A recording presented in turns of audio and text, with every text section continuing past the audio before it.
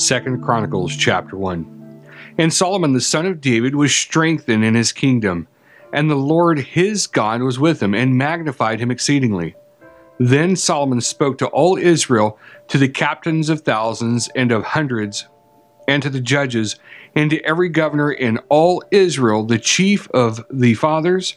So Solomon and all the congregation with him went to the high place that was at Gibeon, for there was the tabernacle of the congregation of God, which Moses the servant of the Lord had made in the wilderness. But the ark of God had David brought up from Kirjathjearim to the place which David had prepared for it, for he had pitched a tent for it at Jerusalem. Moreover, the brazen altar that Bezaleel, the son of Uri, the son of Hur, had made, he put before the tabernacle of the Lord, and Solomon and the congregation sought to it.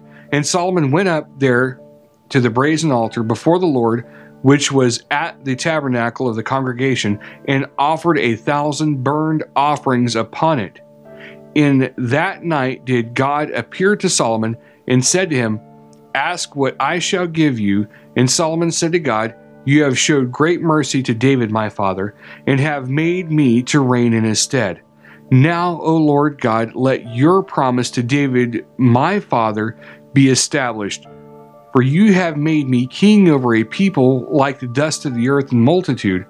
Give me now wisdom and knowledge, that I may go out and come in before this people, for who can judge this your people that is so great?" And God said to Solomon, "Because this was in your heart, and you have not asked for riches, wealth, or honor, nor the life of your enemies, neither yet have asked long life, but have asked wisdom and knowledge for yourself, that you may judge my people over whom I have made you king, wisdom and knowledge is granted to you.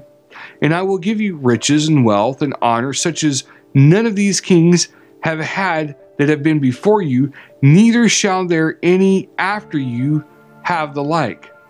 Then Solomon came from his journey to the high place that was at Gibeon to Jerusalem, from before the tabernacle of the congregation, and reigned over Israel. And Solomon gathered chariots and horsemen, and he had 1,400 chariots and 12,000 horsemen, which he placed in the chariot cities, and with the king at Jerusalem.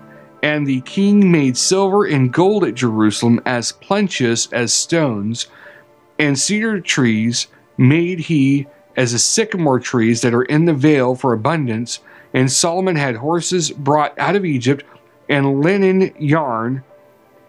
The king's merchants received the linen yarn at a price, and they brought up and brought forth out of Egypt a chariot for 600 shekels of silver, and a horse for 150. And so brought they out horses for all the kings of the Hittites, and for the kings of Syria by their means.